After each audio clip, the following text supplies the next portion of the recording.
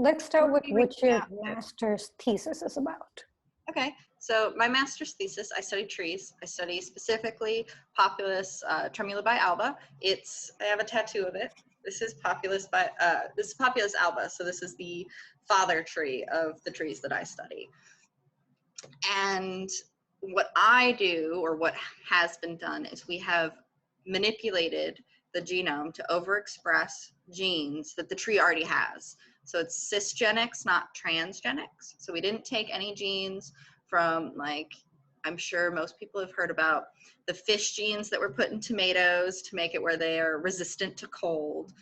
We didn't do any of that. What was done is we took two different genes that were already native to Poplar tremulabialba, and we just overexpressed them. So we inserted a second copy of that gene.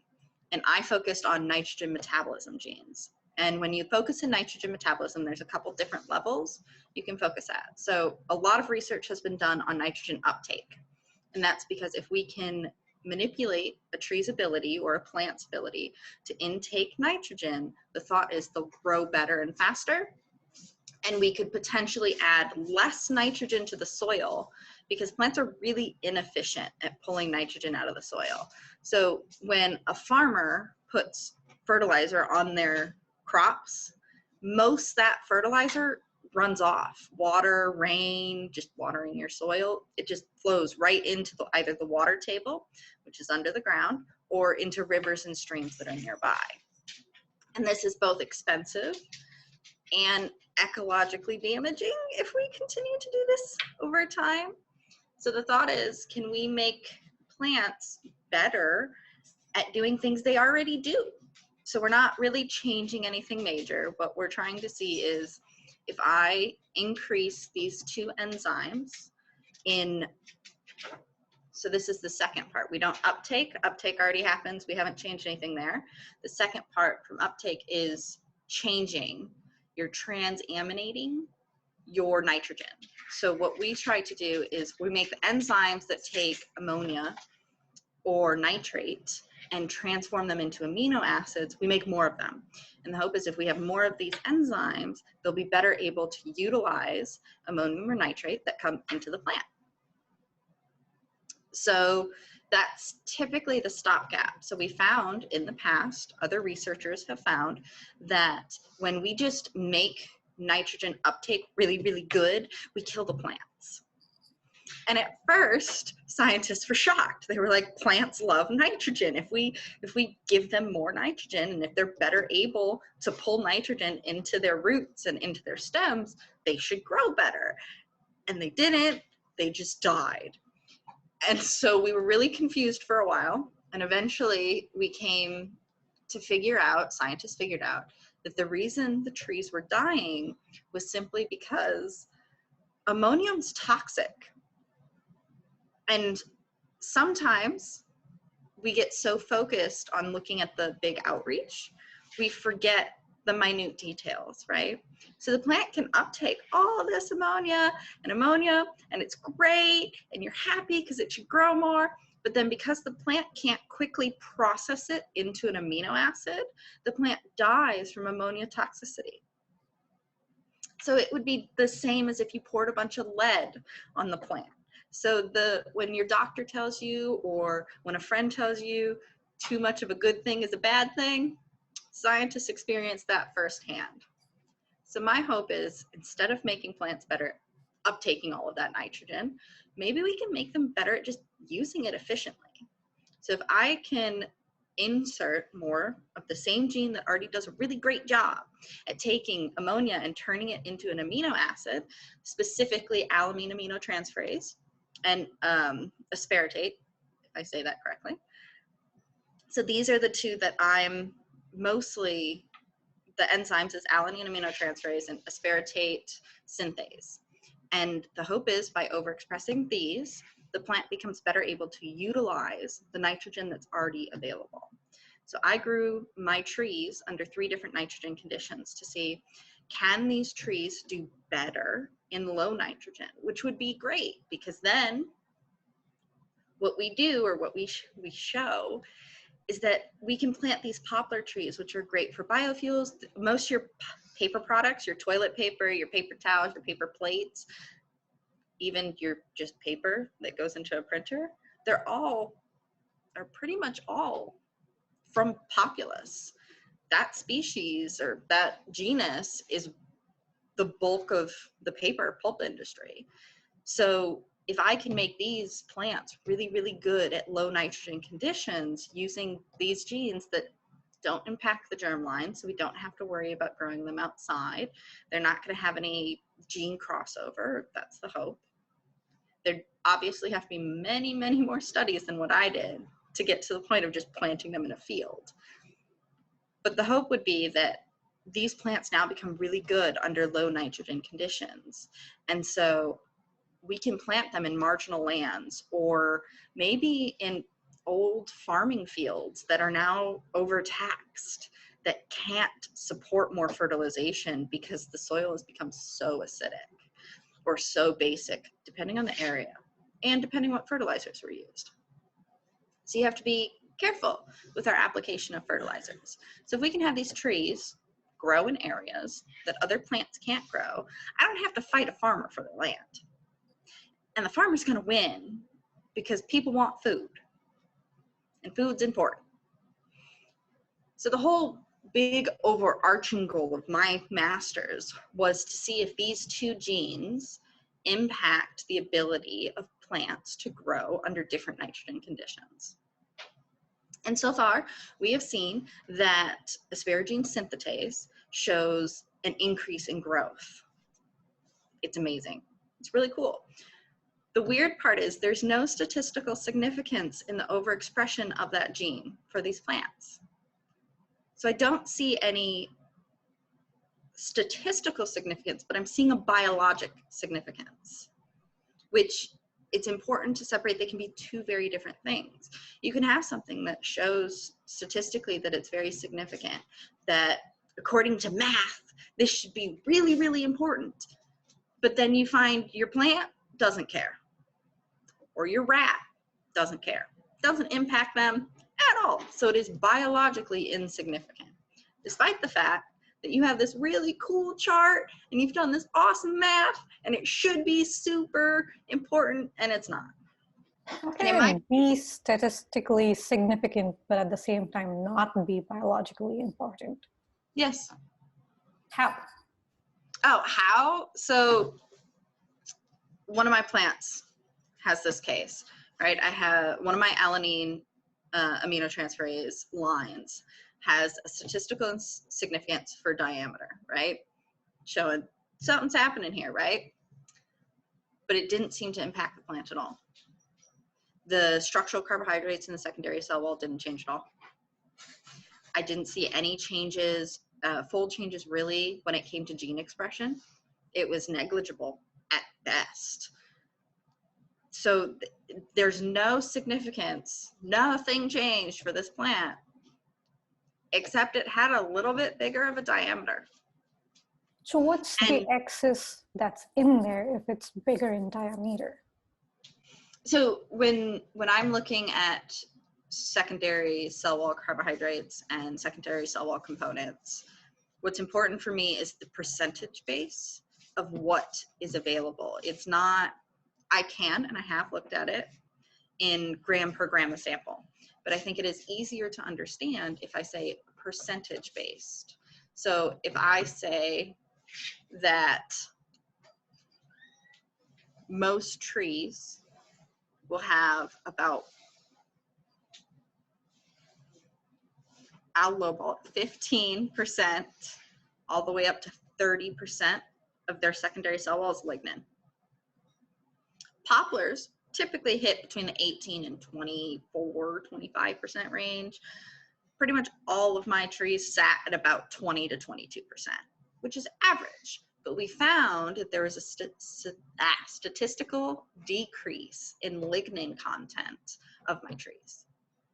So by manipulating these nitrogen metabolism genes, nitrogen was transported somewhere else. It wasn't sent to lignin, and lignin is a component that is very high in nitrogen content. And if you don't know what lignin is, it is essentially the quagmire for all people who work in biofuels, because lignin is the part of a tree that makes it structurally sound.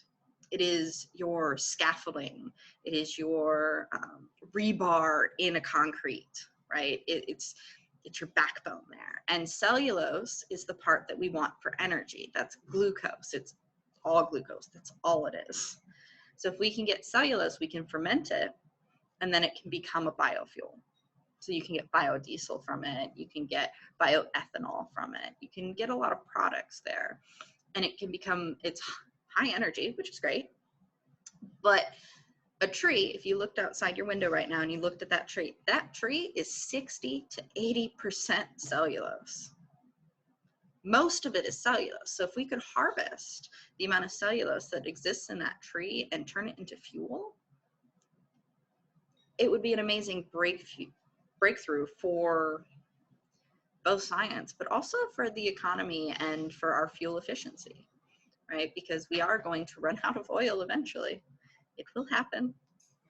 Maybe not now, probably not in the next 50 years, but by the time our children grow up or grandchildren grow up, they're going to need to find other resources. And biofuel is a great alternative, especially for trees like poplar, which can be 20 meters in 5-10 years. They grow really fast. The poplar trees I study have to be, we call it sacrificing because it sounds better, but they have to be sacrificed within 3 to 6 months because they're already, American terms, I'll use American terms, I assume most people who are going to watch this are American. So by the time they're 3 to 6 months old, they're already 6 to 7 feet tall. So they're already over 2 meters. And they're hitting, at least in our greenhouse, the lights, in the plant lights at the top of the greenhouse. And they'll start to burn and stop growing because the top of them are burning. So we have to harvest them that quickly. But if a tree can reach 7 feet or a little over 2 meters in 3 to 6 months, you can imagine that in a year, that tree's now 8 meters. That tree, you know, so it grows and it accumulates growth really quickly. But the downside to that is poplar dies really quickly for a tree. They only live to be about 70 years naturally, which you might think is a long time, but an oak tree lives to be 500. But what I focus on, what I research is how can we make the tree better at using nitrogen? And so far, at least with the 2 genes that I've looked at, I have found that there is an overall decrease in lignin, which is good because the secondary cell wall is pretty much composed of 3 parts: lignin, hemicellulose, and cellulose. And as I mentioned previously, cellulose is the energy of it. It's all glucose, easy to break apart, but it's surrounded by hemicellulose and lignin. And lignin is the scaffolding, keeps everything together. It keeps the tree rigid so that it can grow so tall. And then hemicellulose is like a coating. It binds or connects the lignin to the cellulose and kind of keeps everything together. You can think of it kind of like a glue a little bit. And hemicellulose is made up of mostly pentose sugars. So these are 5-carbon sugars, whereas glucose is a 6-carbon sugar. So it's way easier for enzymes and digestions to break it down and ferment it. So the more hemicellulose you have in a plant, the harder it is to break down because those 5-carbon sugars impede the process of enzymes to break down the cellulose. So my nitrogen project is multifold. There is, can we increase growth under different nitrogen conditions? Because it's been well studied. I think the first paper I found showing nitrogen impacts growth was in the 60s. We've known this for a very long time. It's been scientifically studied extensively. Adding more nitrogen to soil increases the growth of plants. It increases yield for plants that are that are crop plants, right? So you'll get more corn if you add more nitrogen. It's known. It's well established. So how can we make a plant better at using less nitrogen so that we don't have to pollute the soil and the waterways, and we don't have to add as much nitrogen? That's where researchers like I come in, or researchers like me come in. And a master's is very short, so I'm studying 2 different genes, and I have found more significance with asparagine synthetase than I have with alanine aminotransferase as an enzyme. Going back to lignin, you said you found a decrease in lignin? Yes. But how is that helpful in maintaining the structure of the plant if you have less lignin? Yeah, so there's a balance there. Many scientists for a decent amount of time thought, well, if we get rid of lignin, we won't have to worry about it. The tree will grow, it'll be great. And then you get the tree death, basically. Or you get stunted growth of trees. So the tree death occurs because lignin is important, because the majority of your tree is actually a water transport system. It is pulling water up from the soil all the way up to the leaves. And so you got to think of it like a straw, right? And if you are sucking from a straw and you're too far, your straw is too long and it's weak, the straw collapses and you can't pull up any more chocolate milk that you wanted to drink, right? Like you ain't getting nothing. But if you have a really nice glass straw that's really long, you can pull your chocolate milk up, no problem.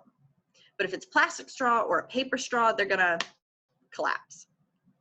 So you can decrease lignin, but you can only decrease lignin to a certain extent.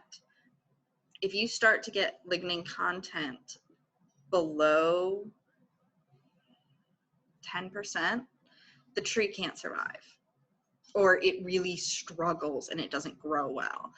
And then you've defeated the purpose. Sure, you've made wood that's really easy to ferment. You don't have much of it though. So now you have to use way more land to get the same amount of biofuel than if you had a tree that maybe had less lignin, so you didn't have to use as many acids to break down the lignin to get to the cellulose, right? So it ends up being more cost effective to have a tree with slightly less lignin, so it's easier to break down, or maybe the lignin doesn't have as many covalent bonds. So technically, structurally, you still have the same amount of lignin, but the connection between the lignin is looser, right? So you could think of it as more of a structure that will wobble. It'll slide, it'll work. So when you break it apart, it'll fall apart easier versus a structure that's welded together, right? And that's not gonna move very much. You've got to put a lot of effort, a lot of heat, a lot of abrasive materials, we'll say. That's what your acid can be, to break apart that structure so that you can get to what's in the inside. But if that structure is already wobbly, then you can break it apart much easier. So the eventual hope is really, can the manipulation of these genes increase growth under different nitrogen conditions? Do we see an increased growth? And then if we see our secondary cell wall components shift around a bit, that's super awesome. And the reason that I can look at these and see a correlation between them is these 2 genes are really important for producing alanine and aspartate, which go into both soluble carbohydrates and defense compounds, which are important for plant health and just living, right? But they also go into structural carbohydrates and lignin pathways. So if we produce more, potentially we can have, instead of, which is probably what is happening, but I don't have the equipment to precisely tell this. Dr. Timothy Chaplinsky at Oak Ridge National Laboratory does have the equipment, but he's one of like 2-3 people in the world who has the data to do this kind of metabolomic studies. So he really is your expert if I wanted to know this. And had I been going for a PhD, I would have worked with Dr. Timothy Chaplinsky at Oak Ridge and tried to see, where did the nitrogen go? what carbohydrates were produced later. But this process is very expensive and very extensive and difficult to do, and it takes a lot of time that somebody who's getting a master's just does not have. So that is why I didn't do that. But I have found, or I have seen from my studies, that there is a shift in where nitrogen went as far as the secondary cell wall structural components. So hemicellulose, we saw a slight increase. We saw no change in glucose, which is your proxy for cellulose. And we saw a decrease in lignin overall. So potentially what's happening is we have more alanine and we have more aspartate, and the tree goes, okay, so I could put this towards growth. And we saw some changes in growth, right? We saw some increases, but not a lot.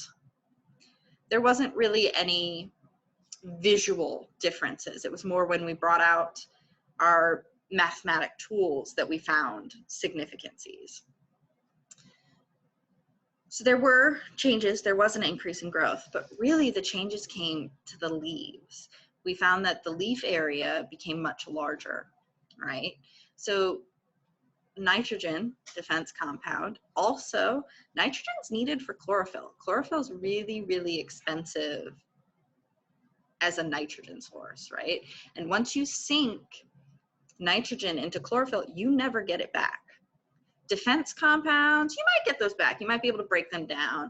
Soluble carbohydrates, you can break those apart, use them in other ways. You know, a starch, you can store nitrogen in a starch and have it just kind of hang out. And later on the plant can break it apart when it can't find nitrogen. But once you put nitrogen into lignin, hemicellulose, cellulose, or chlorophyll, that's it. It is not going anywhere. It is stuck. And that's why it's a structural carbohydrate. Right? Because it's not going anywhere.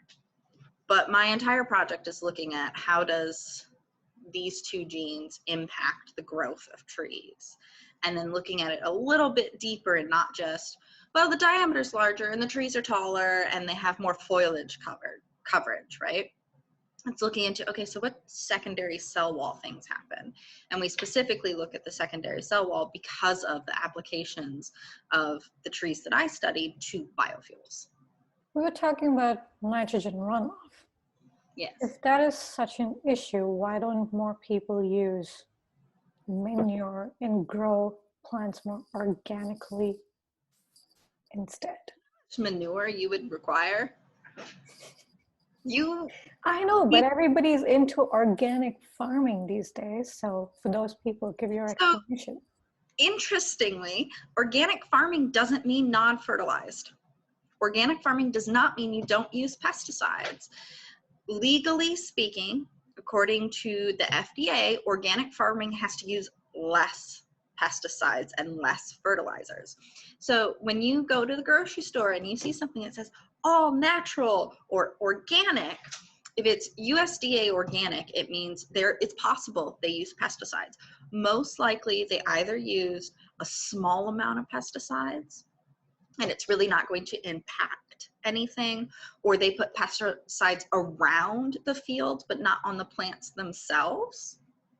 But they most definitely fertilized. They might have used manure. They could have used a chemical fertilizer. Nitrogen runoff occurs no matter what. Nitrogen runoff is normal. It's natural. The difference is we introduce so much nitrogen that the runoff exceeds what the water table and the natural environment can handle. And that's where the pollution occurs. So organic farming, you can use fertilizers. It's good to use fertilizers. Use pesticides if you can. What you can also do is you can rotation farm. So instead of needing, I grew up in the Midwest. So we grew corn and then farmers would grow soy. And the reason for that is soy has these rhizomes and these nodules on their root systems where bacteria grow that can fix nitrogen. So those bacteria will take nitrogen from the air, which is about 70% N2, and turn it into nitrate, nitrite, or ammonium. And then the plant can use that nitrate, or ammonium, so N2, N3, or NH2, NH3, or NH4, and it can then use that to grow better. But the excess hangs out in the soil. So if you rotate your crops like that, you don't have to add as much soil to the corn next year, because corn is thirsty for nitrogen. Corn will take all of the nitrogen it possibly can and absorb it, even if it doesn't use it. It's just greedy, which is why you have to rotate. If you continually plant corn for multiple seasons, you're going to deplete the soil to the point it cannot be brought back. And then what you have to do is you have to take trees and you basically take mulch and you bury it deep in the soil, like 3 feet into the soil, and then you add a bunch of water and manure and leaf litter, and you leave it. And you come back in a year or two, and that leaf litter and the main stem of the tree that you've broken apart and buried, essentially, will have decomposed enough to reintroduce nitrogen, phosphorus, and all of your smaller nutrients that are required for growth. And now you can use that land. But it takes a couple years. And for many farmers, that just isn't cost effective. It's not worth it for them. So for a small organic farm, what I would recommend, if you don't want to use pesticides, if you are uncomfortable with them, if you worry about them, if you just don't like them, that's fine, but you should do small plots, right? So instead of doing monocropping, which is what most commercial farms do, they'll have acres upon acres upon acres of just corn, or just cotton, or just tomatoes, or just lavender. That's all they do, and that's monocropping, right? And it's giant swatches of land that are just covered in one type of plant. And that's when you really have to use pesticides, because what happens is a predator, I'm going to call them predators because to plants they are predators, insects that eat that plant, which normally would compete with other insects that, okay, so let's say lavender, right? You're growing a bunch of lavender. There's a particular caterpillar that loves lavender. But there's another insect, a beetle, that lives on tulips. This can be completely wrong. This is an example, just so you're aware. I don't know if these exist. I don't really study bugs at all, so I don't know. But you have a beetle that will predate this caterpillar. So if you grow the tulips next to your lavender, the beetles will eat some of the caterpillars, which will reduce the amount of predation that occurs on your lavender, and you'll have more yield from that crop because you grew 2 different crops together. Like if you have a problem with mosquitoes, if you're having a giant problem with mosquitoes, most people don't know this, catnip produces citronella. At least I'm pretty sure it's citronella. Catnip produces a phenolic compound that mosquitoes don't like and is essentially a neurotoxin to them.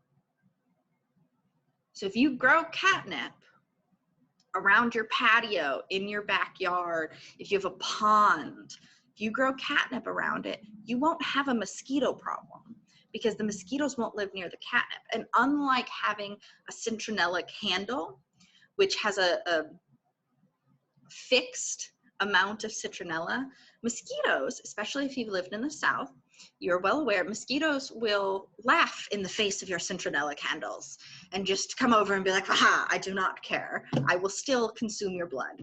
I have gotten used to this citronella candle and I will still come over here because I like this.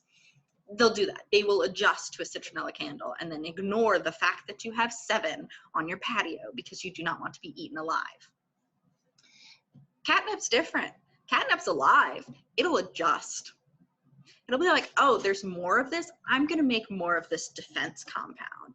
And then the leaves will become a darker color and the flowers will become a deeper purple because they're producing more of that anthocyanin and more of that defense compound. And so you get this fight, a natural fight, where the catnip is fighting off this predator, the mosquito, that you as a human don't like, and you benefit from it. So if you're having problems with mosquitoes, plant catnip.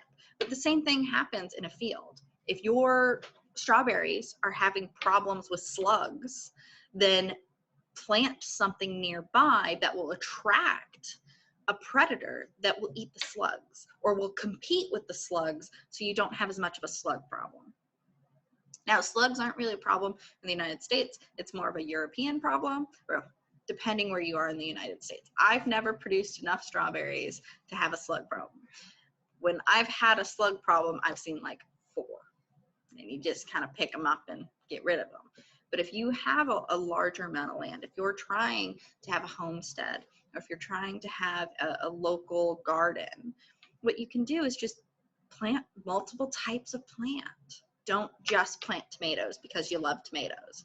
Plant tomatoes, peppers, eggplants, onions, potatoes, you know, plant a variety of things next to each other. But do your research. Like, the internet is an amazing thing. Look it up online. There's tons and tons of people who spend much of their time caring and spending hours upon hours studying areas just around, and when's the best time to plant in this area of the United States, or this area of South America, or this area in Europe, right? When's the best time to produce watermelon, right? If I want to produce watermelon, when should I put it in the ground? If I want to produce watermelon from seed, when should I start growing the seeds, right? At what temperature should this be? Are there any plants I can't grow in my local area? Those kind of things.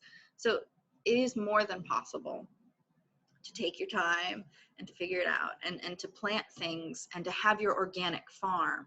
But just because it's organic doesn't mean you don't use pesticides and you don't use fertilizers. And if you're struggling, if you're in a region with high clay content in your soil, you're gonna need more fertilizer because it'll run off faster. And that's unfortunate, because then we're back at the runoff problem. But clay won't hold the nitrogen as well as a more loamy soil that has more, your dark earth. That's essentially a bunch of decomposed trees and plants. Sorry guys, probably some decomposed animals too. But that's really, really nutritious for your plants to survive on. But if you've like, Texas, especially Eastern Texas, has a good amount of that loamy soil, but then right underneath it, it's all clay. So farmers down there have to be more careful about how they plant and how they fertilize, because they might be able to retain a certain amount of nitrogen in that loamy soil, but then beneath it, it's all just going to run off. It's going straight into the water table. So doing research about the area you live in, the type of soil you have, is important. But also, what kind of plants do you want to grow? Don't grow just one plant, right? Don't have, oh, I love tomatoes, so it's all going to be tomatoes.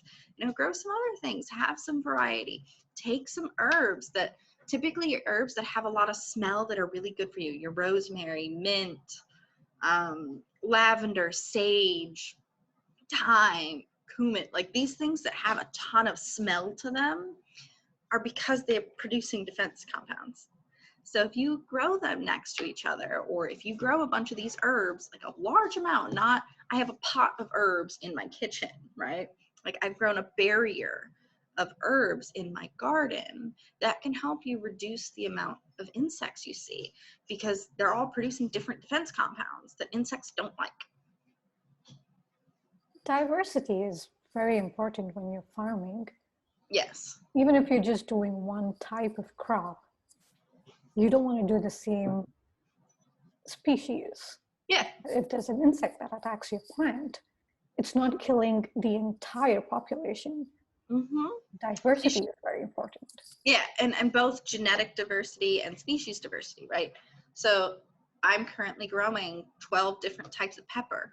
They're all technically peppers, but they're all variety. So I'm growing things down from, you know, your absolutely no heat banana peppers all the way up to Carolina Reapers. So there's a big diversity there, and having, even just having one Carolina Reaper plant, although growing them indoors, they do not like to fruit, which I can't handle heat. So I'm okay with this. But having one Carolina Reaper plant around, they produce so much capsaicin, I shouldn't have to worry about bugs too much. But then I'm also growing some pepper plants that will produce when grown indoors, like fatuli and Peter peppers, and they're spicier. So they have more capsaicin, and then I don't have to worry quite as much because they will be producing fruits, and that will dissuade bugs a little bit more. But I'm also producing tomatoes because my brother likes tomatoes and I want to make salsa, and he makes a really good salsa. So tomatoes. But I'm growing them near each other, right? And I'm growing a small amount, and then I'll cultivate them more. But that's indoor planting, which is a whole different quagmire than outdoor field planting. And depending where you are, it's easier to grow it outside because it's going to rain. They have the perfect amount of sun. You don't have to worry, is my plant light at the right height? Is the temperature in the house fine? It's outside, it should be fine. It's a plant, it'll do its thing. Plants love to survive. Another thing with organic farming, people, not just organic farming, when you go to the grocery store and you buy something that says organic, people are ready to pay the $2 or $3 extra to get something labeled organic. But they don't realize that nobody from USDA has actually showed up at that farm to make sure that it's actually organic. Yeah, so when you're getting the certification, it's pretty stringent, and there will be a lot of regulation, right? But once you have it, I think they check every few years, if that.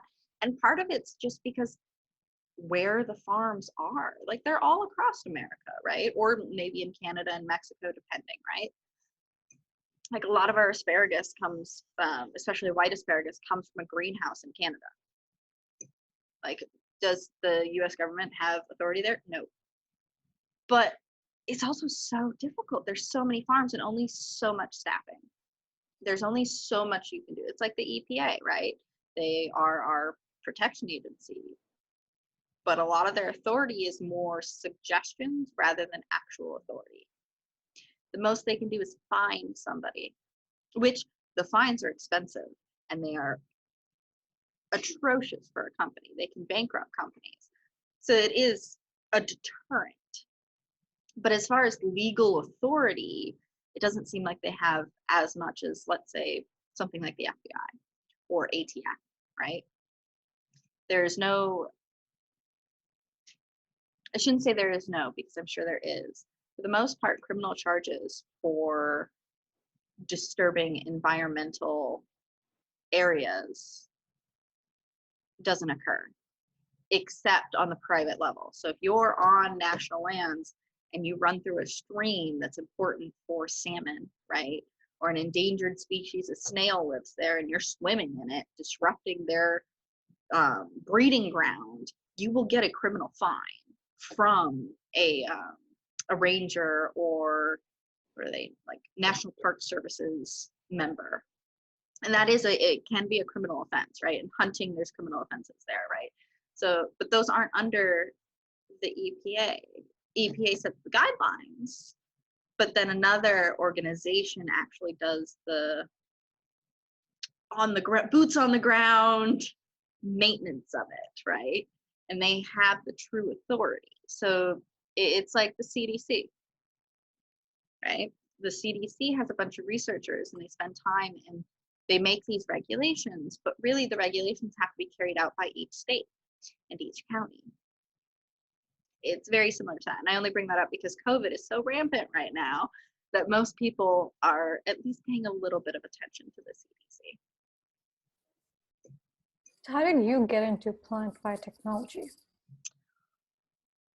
So I grew up in Illinois, but my grandparents had a farm in Arkansas. So I spent most of my summers growing up on the farm, running around like a wild child, right? Just, they own 100 acres in the middle of the Ozark Mountains, and just, you know, they have a couple spring-fed ponds, and spending my summers building forts in the woods and hiking and camping. I just came to really love nature. And I always knew I wanted to do something with science. Whether when I was really young, I wanted to be a veterinarian. And then when I hit like high school, it was like, I'm going to be a medical doctor. And then my freshman year of college, maybe my sophomore year of college, I started to realize I, as a person, am too abrasive and blunt to have good bedside manner. And that while I find the human body very interesting and scientifically, I think I could study it and be fine, I did not think I would be very good with patients. So I decided to find another path. And I was taking a course in general biology, and they had a botany section, and I loved it. I was drawn to just learning, and I had so many questions about things that I never thought before. Like, how does a tree know when to drop its leaves? You know, why do some plants eat other plants? Why do some plants eat animals? Why is there a tree that lives in the desert that walks across the desert? I mean, it takes a long, long time to see it actually walk, but it takes its root system and shuffles along the desert, following the water table.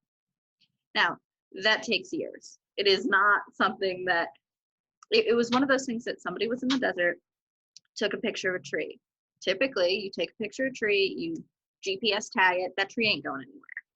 Came back 10 years later, the tree was 5 feet moved, which is an exceptional, that's 2 feet a year. That's insane. That's a lot of movement for a tree. And so they started studying these trees. And that's like, what? There's trees that walk? Why has no one told me about this? Or trees can take care of their children, and children can take care of their parent tree. That's amazing. And so I started to just get more and more into plants and wanting to know more about mushrooms. So then I got my associate's degree, and I picked a college that had a lot of plant scientist teachers. I had 4 or 5. I interacted mainly with 4. So for a college, that is a lot of plant scientist teachers, especially a small college that doesn't have a PhD program, which is where I went. I went to Eastern Illinois University, and I loved it there. I worked in 4 different labs over the 2.5 years that I was there. I worked on 2 different large projects. I worked on a what do they call it? A mycoherbarium, which is an herbarium is where they dry plant specimens. A mycoherbarium is where they dry fungal specimens. So they're drying different types of mushrooms. And then what we did is we digitized it, and it went onto this online server called MycoBank. And they are all available online if you wanted to look up. And basically what you can do is you see the physical pictures online, you get the description, where it was picked up, the date, who picked it up, the geographic location, whole 9 yards. And then what you can do is, let's say I'm researching a specific mushroom in Germany, and we don't have the mushroom here, but you know what? I found some similarities between the mushroom I'm researching in Germany and one that's from North America. And so I want to test what's the genetic difference. So I can request on MycoBank for a DNA sample from that other school that has that sample. And so it was a large project funded by the National Science Foundation. And I worked on it for 2 years, and I had a lot of fun, and I really loved it. And because of that, I had thought about going into mycology as my graduate degree and then being a mycologist. But there's just, mycology today wasn't going in the direction that I would have been interested in studying. So I was more interested in mushrooms for mushrooms and identification of mushrooms, and that just isn't something that's done today. Most of mycology either studies the relationship between mushrooms and trees and how they benefit each other, or pathogenic mushrooms. So either do they cause problems in humans, or do they cause problems for agriculture? So your rusts, your smuts, you're looking at, ergot, which is one most people know.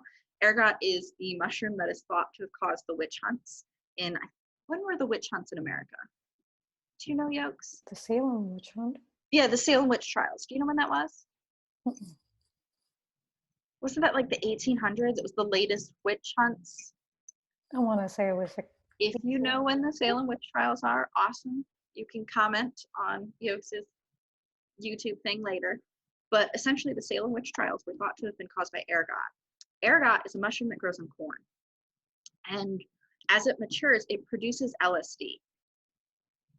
And I am assuming most people know what LSD is. It is a psychedelic drug that impairs your ability and can cause visual and auditory hallucinations, and it increases sensation. And there's been a lot of studies that show how it makes individuals, either depending on the amount that you have taken, it either makes individuals feel closer to the individuals around them and want to physically touch them more, or it can cause paranoia at high levels.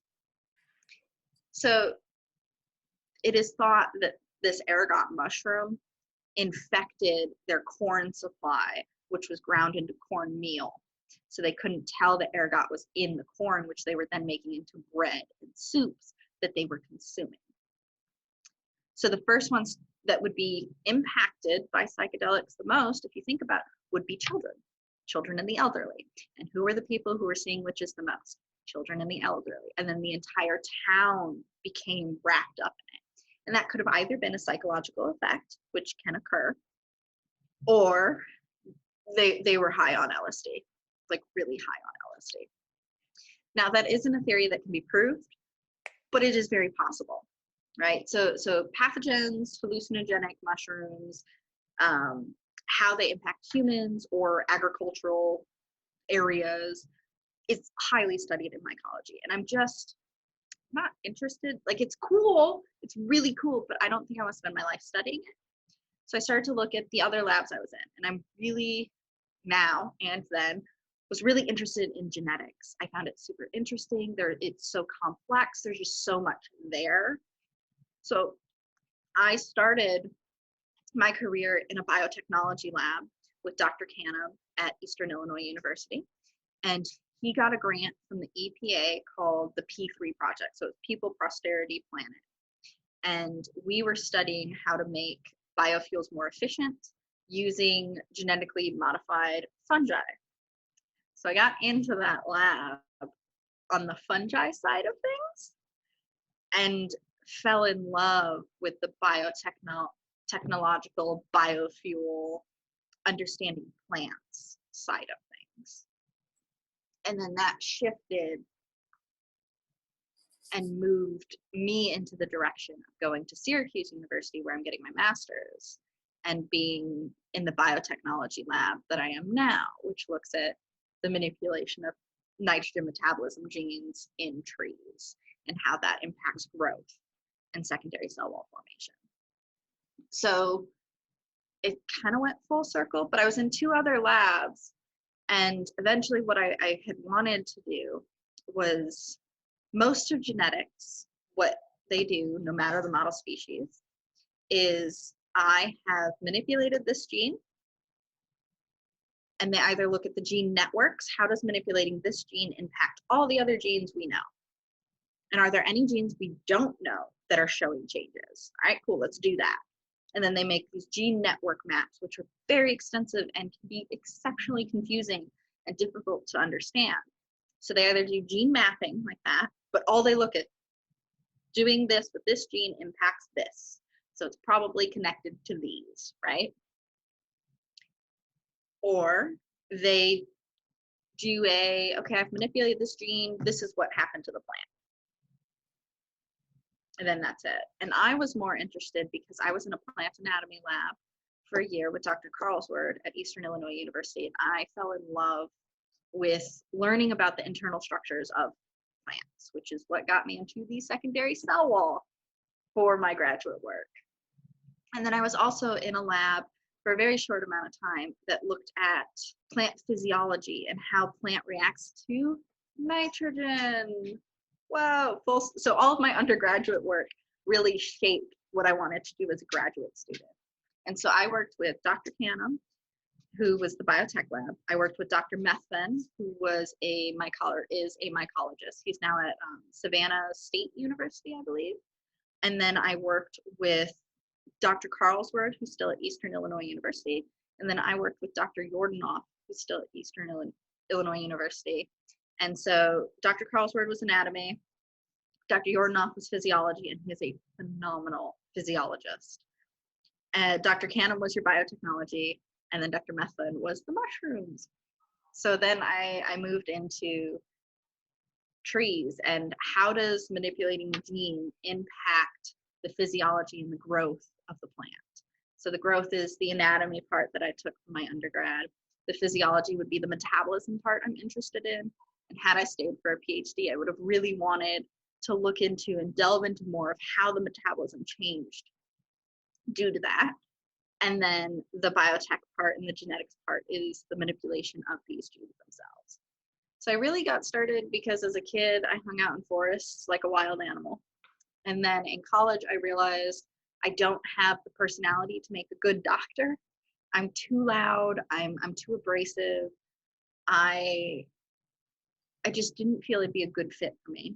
And then I got really interested in botany from a course I took at a community college in Illinois, Waubonsie Community College, where I got my associates. And then I moved on to a university that had a lot of professors who studied plants. And I went ham there, and I got into as many labs as I possibly could and tried to do as much as I could to figure out, where do I want to go next?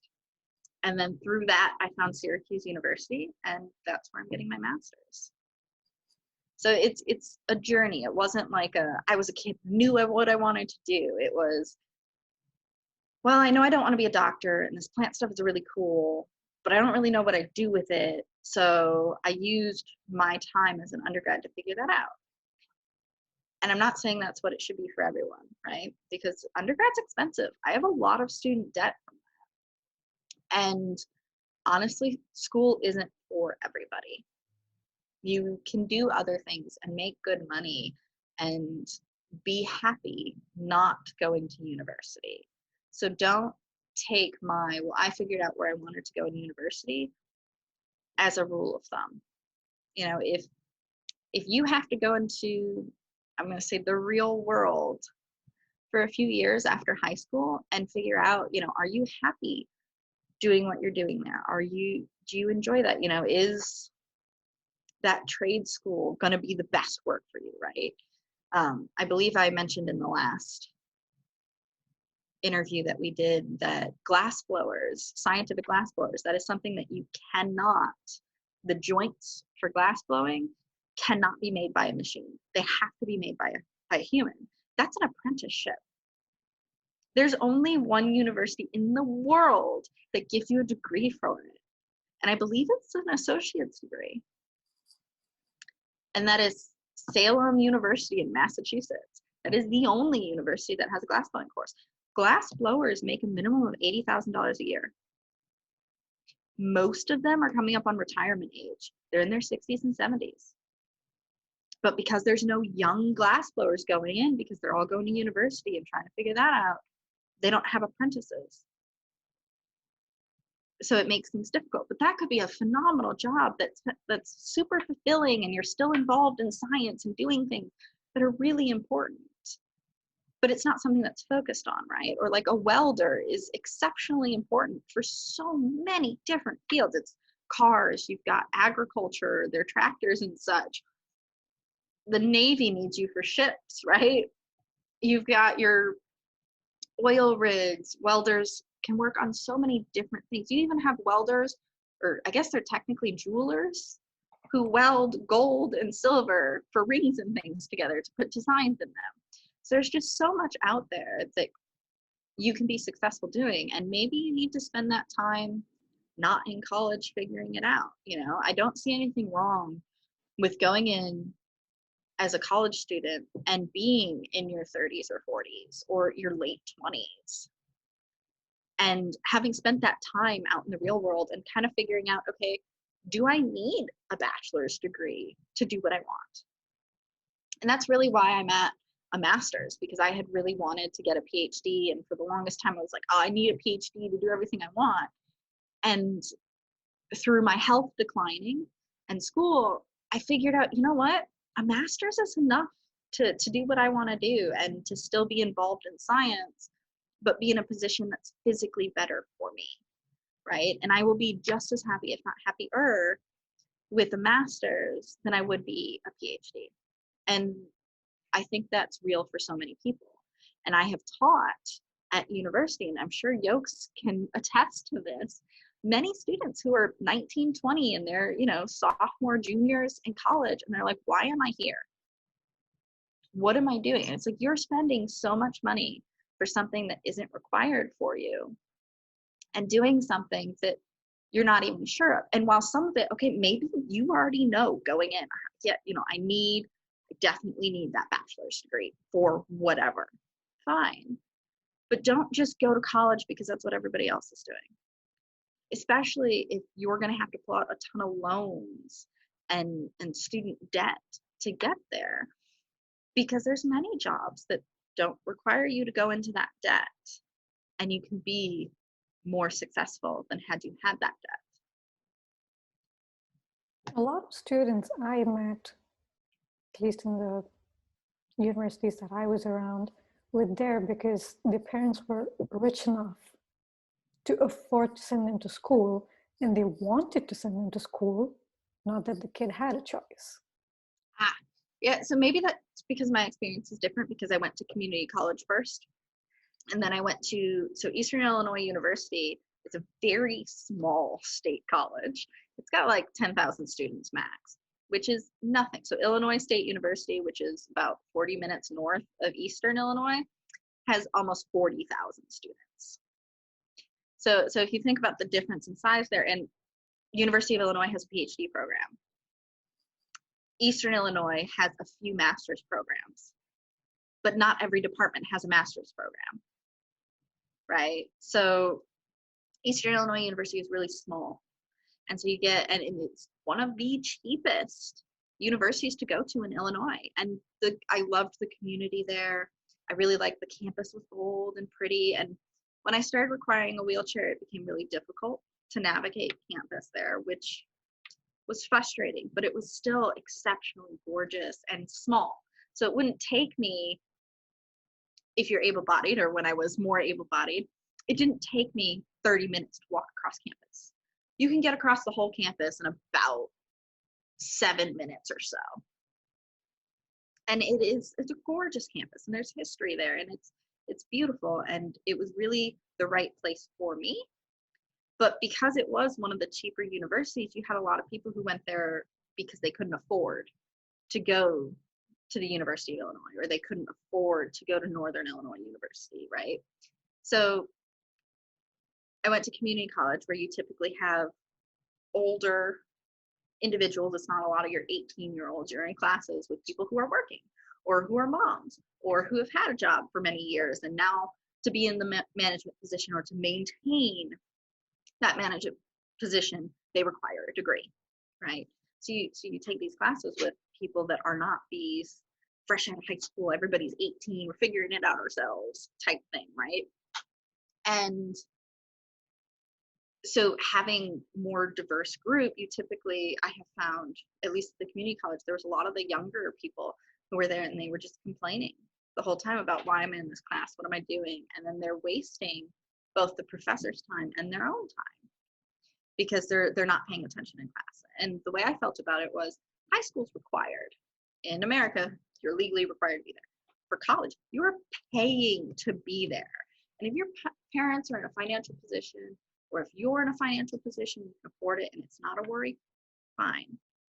My family wasn't in that position. I went into a lot of student debt to be able to get my bachelor's degree, right?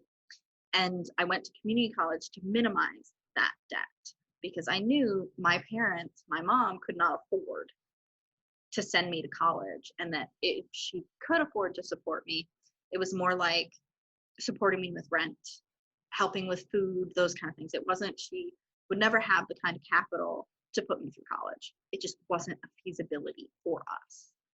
But I knew I loved science and I wanted to go and I needed an upper level degree to get the kind of job that I would be happy in.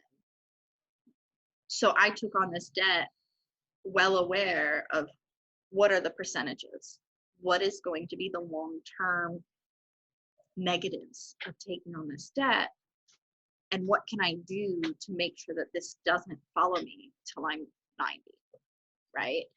So the problem I find with student debt is I feel like a lot of 18-year-olds aren't informed of this as well. And so it's, well, if I get the debt now, I'll be fine later. And then they get out and they're getting these jobs, but they're only making $45,000 a year. Well, now their student loans are, $600 a month, $700 a month, and they're only making $3,000 to $3,500 per month. That's a third of what their gross that they're bringing home, right? Like if you make 45,000, you're probably only bringing home about 2,800 a month. So you're looking at, okay, now your entire gross is down. And that's, do you have any credit card debt? Do you have, your rents now, you're looking at $1,200 for a nice place, pretty much across America. Other places can be much more expensive than that. And there's going to be some places that are lower, but for the most part, you should budget about $1,200 once you graduate for rent. That's pretty reasonable. So, okay, your $2,800 now went down to $1,600. Okay, well, $700 goes out. You have now $900 for water if the place doesn't cover water, electric, internet, cable. You can pay for it. But let's say cable's your Netflix, your Hulu, all that stuff, right? So that's 4 different things. Okay, well, you're probably looking at $400. Okay, now you have $500 for food, clothing you might need. Let's hope you don't have any debt because the $500 got to come out of that. And then any savings you want to do. Do you want to buy a house in the future? So you're pigeonholing yourself into this really difficult place of, okay, well, I have $70,000 of student debt, but I'm only making $45,000 a year. There's no way I'm going to be able to pay this off in 10 years, which is the typical plan for paying off your student debt is 10 to 15 years, I believe is what they put it at. And all the while, you're still accruing interest. So you're just continually being put into this cycle of, if my car breaks down, there's nothing I can do. Okay, well, what if you want kids? Kids are expensive, right? How much is your health insurance? What, do you have to pay for dental and vision? Like, these things add up very quickly, and you end up in this cycle of almost poverty because you can't save up and get to where you want to go. And then you're miserable because you got this degree that didn't really give you much benefit. There's this new trend I've been seeing where people get a master's because they still don't know what they want to do. So that's just an additional degree. Yeah. And that's made that a standard that you need a master's to get into a job. So even 10 years back, if you could get a job with a bachelor's, now they're asking for a master's. So people who don't want to do a master's still have to go into it. And that's another, I don't know, what is $40,000 in debt? At least. I mean, Syracuse University, so the science department at Syracuse University is super great. And I have a grant that pays my tuition and then gives me a stipend that I can live off of, right? Syracuse University, their biology and their chemistry department do the same thing. If you are a graduate student in their department, you are paid. Your tuition is paid by the university or through a grant or teaching assistants, whatever it is, and then you are paid. So it's not a ton, but Syracuse University made a minimum of $27,500 for their biology students. I don't know about other departments.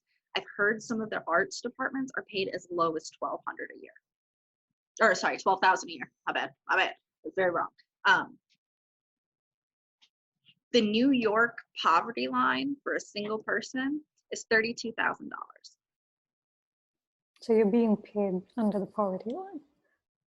But the university doesn't see it that way because technically they see it as paying you over because they're paying for your tuition too.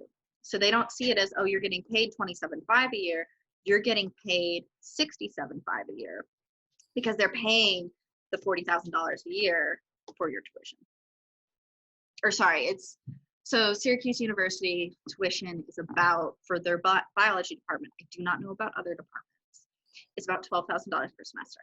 So it's $24,000 if you don't count your summer semester, which if you're a teaching assistant, you count the summer semester. So And if you only finish in 2 years. Some people take 3. Mm-hmm. And if you do like I did, I went in as a PhD student, my health declined, and then I dropped from PhD to master's. I've been at Syracuse University for 4 years now.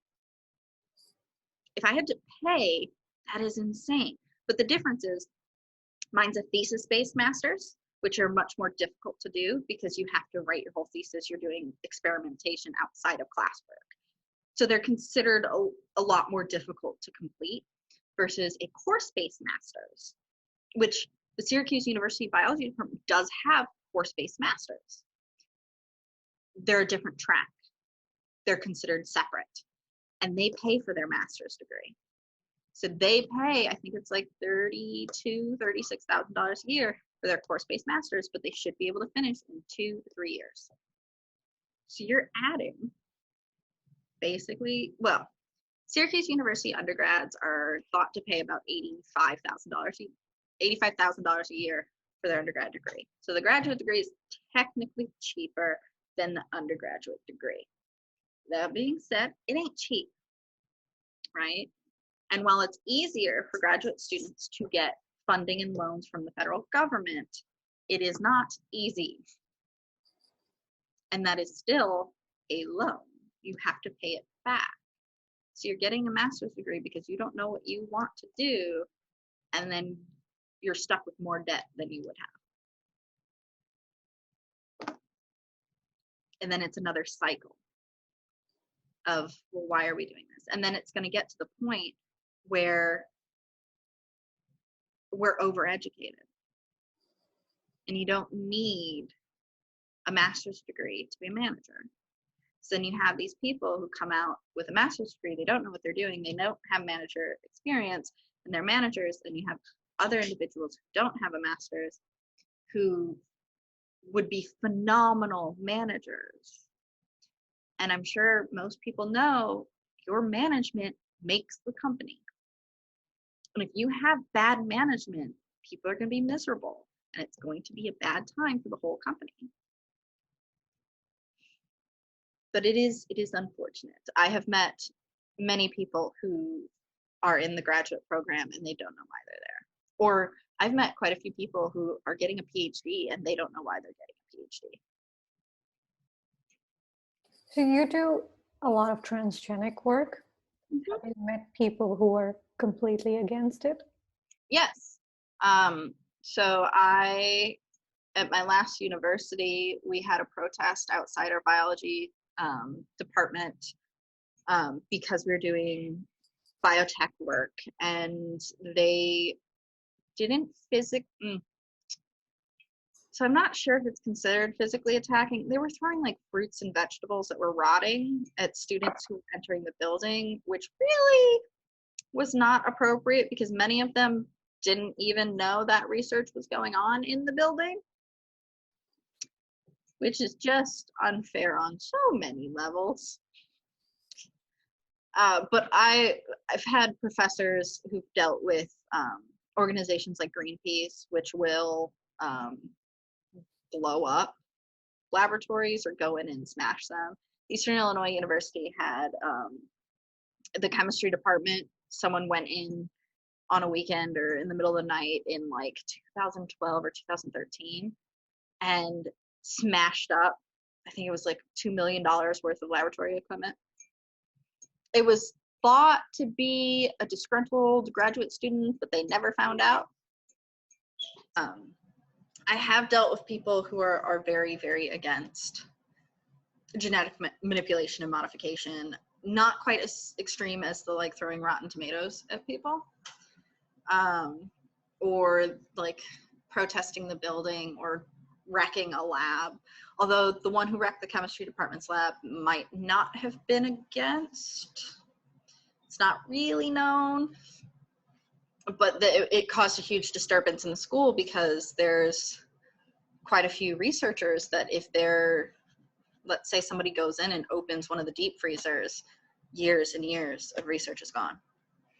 You know, one of the researchers, he'd been working on a cancer line for 30 years. And they opened deep freezers in the chemistry department, and all 30 years, his entire career, gone. Like, how do you put a value on someone's entire career? Like, you can't. But there's nothing he could do. He just has to start over or stop researching. So I've met some people personally, like family members and friends, who aren't okay with it. But typically after explaining that transgenics doesn't really happen anymore, it's all cisgenics, they get less upset. But there's still a lot of misinformation about what exactly it is and what it means. And it's just unfortunate. Like, I'm only one scientist. And typically when people hear I'm a scientist, they're like, man, I don't hang out with scientists. And I was thinking about it. And they're right. Because scientists really only hang out with other scientists. And if it weren't for like my brother in the Navy or some of the friends I've made before, no, even most of the friends I've stayed in contact with from undergrad, they're all scientists. So like most of my friend circle are scientists, except for the people I've met in Virginia recently that through the Navy and like Navy wives and such that aren't scientists, but I am the first scientist they've ever met. And it made me realize that scientists don't hang out in social groups that aren't full of scientists. So for many people, they've never met someone who works in genetics. They've never talked to somebody who does genetic manipulation or modification. So their only source of information is the internet. And as everybody is aware, the internet is rife with things that are just not true. So I've had more conversations about what is genetic breeding, which is essentially just advanced breeding. It doesn't do any kind of gene modification at all. It's just you've bred something, you take the seeds and you sequence it to see what's going to happen. And if the seeds aren't, like if you're looking for a tomato to be really, really big and a vine plant, right? You'll crossbreed just like you would have done like in Mendelian genetics, 1600s labs, right? Just like they would have done then to now. You crossbreed it and then you take the seed and you gene sequence it to see if it has the markers for what you think it should have. And if it doesn't, you don't grow that seed. You pick a different seed. And that's all you do. And that speeds up the process of breeding because now you don't have to wait for that tomato to grow up and fruit to see if it's what you want. It's just a faster way to breed because you screen out anything that you don't want before you even plant your seeds. What's the most common argument you've heard against it? I'm playing God. I'm messing with things I don't understand. And I would argue, well, yeah, I'm not playing God, but you're right. I am manipulating things that I don't understand. And the point is so that I can understand it. And I would never release the things that I've manipulated in the lab into the wild. And then I'll get people who argue, well, then how could you ever know what it'd be like outside of the lab? And I'm like, you're right. But before we would ever get there, you have years of studies done before it ever gets to a field trial. Like, before it ever hits any kind of outside air, even our greenhouses. If your greenhouse contains transgenic material, you have to have a special greenhouse that is approved by the federal government in the United States of America. It has 2 glass panes and air filters. So like if possibly your thing pollinates, which for our trees, they're not allowed to. We have to kill them before they could ever reproduce. So that won't be a problem. But in case of gene transfer, because in the 80s, they were just planting them outside willy-nilly. And so the government was like, don't do that. And that's fair. So we don't do that now. But these regulations are in place to prevent gene transfer, which is when your transgenic or cisgenic or genetically modified plant releases pollen that breeds with a native plant. And now you have permanently altered native plant genes. And so to prevent that, the greenhouses have filtration systems. They have an inner layer and an outer layer to the greenhouse. So it's basically a greenhouse within a greenhouse to prevent any kind of spilling or leaking into the outside atmosphere. So they're quite regulated, and they're checked consistently. I think it's a yearly check. It might be an every 2-year check. But the government wants to make sure you're doing it right, and you can't. So Syracuse University has one side of the greenhouse that has these specialized greenhouses. So it's technically 4 greenhouses within, but it's basically 4 greenhouses within their own greenhouses within a larger greenhouse. So it's a double greenhouse for each greenhouse room, and then a large greenhouse over it. So it's essentially 3 layers with 2 different air purification, one for each room and then one for the big room with all of them in it. And that keeps and makes sure nothing can get out into the environment. The federal government went, if you want to plant any of these, it has to be like this. And you're not allowed, if you've taken a transgenic plant from a small breeding room, we call it tissue culture, right? You take it from tissue culture, it either gets burned and it's dead, frozen and it's dead, or it goes to the greenhouse or a growth chamber room, which is another small room. And then once it's there, if it leaves, it goes to the greenhouse, it's burned and it's dead, or it's frozen and it's dead. And I'm not just saying, oh, we put it in the freezer like you have at home. We're talking negative 80 degrees Celsius dead. Like metabolic stasis, it ain't going anywhere. You have ground it up. There's no possible way this thing could ever function on its own alone ever again. Done. Dead. That is a federal regulation. They have to go from the greenhouse to frozen, dead, or straight into an autoclave, which is essentially a giant steam cooker that gets up to, what were the temperatures on that, like 135 Celsius? 121 degrees Celsius, 250 degrees Fahrenheit. Yeah, so like, it dies. It is not allowed to leave alive. If you fail that regulation, you're going to be in a lot of trouble. Legal trouble, not just you lose your grants and the university's mad at you, but like legal trouble. So it's very regulated in how these things work. And I think most people don't realize how regulated it is, which our regulations look like nothing compared to animal regulations for any kind of science done on any kind of vertebrate and octopi now. But like there's a lot of rules and regulations in place, and you have to get the certifications. Like as Yoks can attest, we had to get a greenhouse certification before you're even allowed in the greenhouse. And then you have other safety labs and certifications, which are given to you by OSHA that you have to comply to. The American Chestnut Project, which is a 30-year project, research in the making. When we do field trials, every year we have to walk around the grounds of the field, make sure that the pollen didn't accidentally get anywhere and there's an American chestnut growing somewhere else. And the pollen is bagged every year. Mm-hmm. Twice bagged. And I think most people who aren't scientists don't realize how difficult it is to bag every single flower you see. Especially on a tree that grows 7 feet tall, 12 feet tall. Every single flower. Now go outside. It's springtime now, right? Like it's March. Things are going to start blooming. Imagine going outside and seeing that oak tree and every single flower needs to be bagged. Not just bagged once, double bagged to ensure nothing's coming off.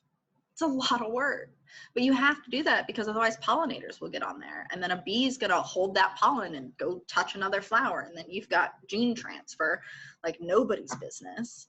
And bees can travel miles, and that's not even including other flies and beetles, which are also pollinators, which can go farther. Bees just don't go that far because they process honey and got to take care of the hive. And that's only one type of bee. That's not including bombus, which is a native bee. That's apis or apis. I'm not sure how to say it properly. But like that's a whole other category of problem, which you're not allowed to have. So it's like the moment you start seeing the buds come up, you're out there and you're bagging every single one. It's a rough time for everybody involved. Listen, this has been amazing. Thank you for doing 2 episodes. Of course. You know you're a true inspiration.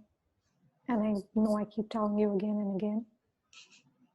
I mean, it doesn't always feel like it, as anybody working on the finishing a thesis for their degree can attest. It is a very long and grueling process and takes way longer than I thought it would, which I was warned about, and now I'm just stuck. Hey, today's episode was your discussion section. Keep listening to it again and again. True. Very true. Thank you so much for having me on again. Thank you.